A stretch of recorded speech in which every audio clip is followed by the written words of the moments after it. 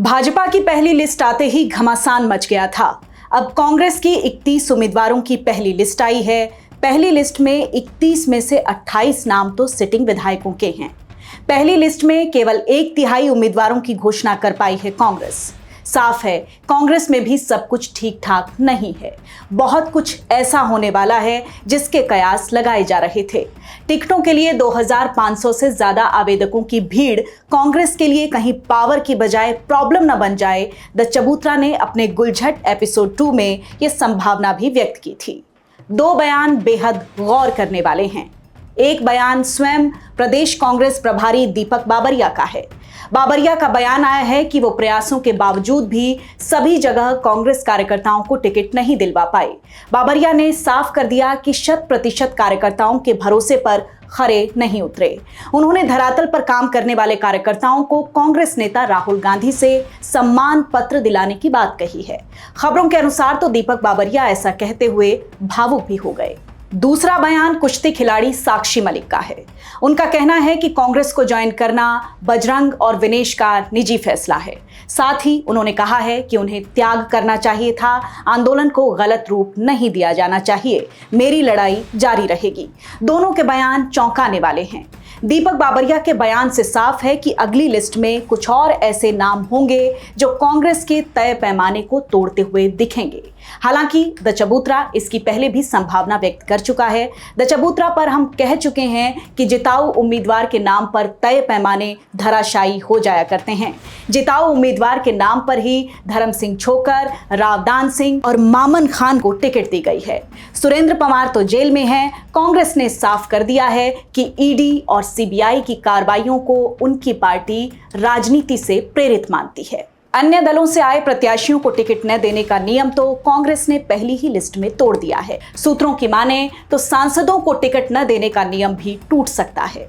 कुमारी शैलजा के उकलाना से चुनाव लड़ने की चर्चा लगातार तेज हो गई है। जानकारी मिली है कि उकलाना से उनके समर्थक सक्रिय भी हो गए हैं। ऐसे में अगर रणदीप सुरजेवाला भी मैदान में आ जाएं तो कोई हैरानी की बात नहीं होगी। विधानसभा चुनाव लड़ने का फैसला रोहतक से सांसद दीपेंद्र हुड्डा भी ले लें तो कोई हैरानी की बात नहीं है। चौधरी भूपेंद्र सिंह हुड्डा के बैकअप के रूप में दीपेंद्र हुड्डा विधायक बन सकते हैं। पहली लिस्ट में महम से उम्मीदवार की घोषणा नहीं होने से इन चर्चाओं को और ज्यादा बल दे दिया है। हालांकि महम से पूर्व मंत्री आनंद सिंह दांगी या उनके पुत्र बलराम दांगी को ही टिकट मिलने की ज्यादा संभावना दिख रही है। महम को लेकर चर्चाएं इसलिए तेज हैं क्योंकि जिला रोहतक की 4 में से 3 सीटों पर कांग्रेस के ही विधायक थे और पहली ही लिस्ट में उनकी उम्मीदवारी की घोषणा कर दी गई थी। महम से उम्मीदवार का नाम अगली लिस्ट में आने की पूरी संभावना है।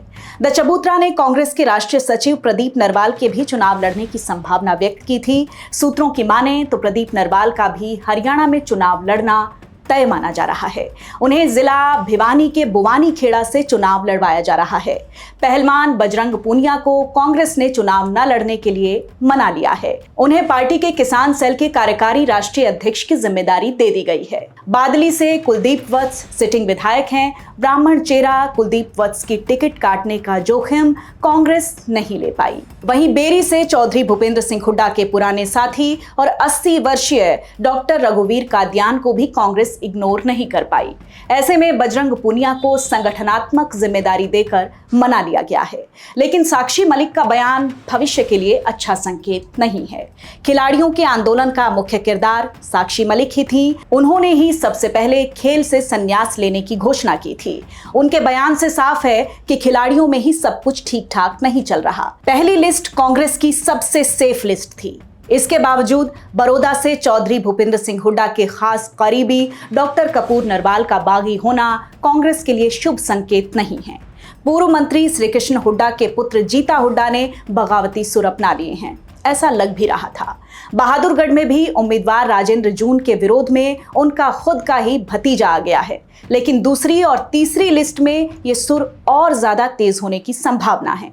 कांग्रेस फूंक फूंक कर कदम रखना चाह रही है। यही कारण है कि लिस्ट में देरी हो रही है। लिस्ट में नाम ना आने की भनक लगने पर कई हलकों में उम्मीदवारों के बागी होने की जानकारी मिलने भी लगी है। ऐसे में साफ है कि अगले 48 घंटे कांग्रेस के पिछले 10 साल के सबसे अहम घंटे होने वाले हैं। इसी दौरान तय होगा कि ड्राइविंग सीट पर दिख रही कांग्रेस अपनी सीट को बचाए रख पाएगी या नहीं। हमारी नजर हरियाणा के राजनीतिक परिदृश्य पर लगातार बनी हुई है। अपनी क्षमता और सूत्रों के अनुसार हम लगातार आपको अपडेट कर रहे हैं। हमारे द्वारा दी जा रही जानकारियों पर मोहर भी लग रही है।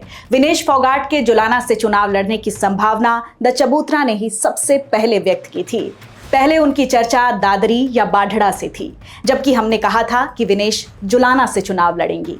आपको पता है कि द चबूतरा एक नया मीडिया प्लेटफॉर्म है। अगर आपने अभी तक हमें सब्सक्राइब नहीं किया तो सब्सक्राइब अवश्य कर लें। अपने सुझाव भी हमें जरूर दें ताकि हमें सत्य के संकल्प के साथ काम करने का हौसला मिले।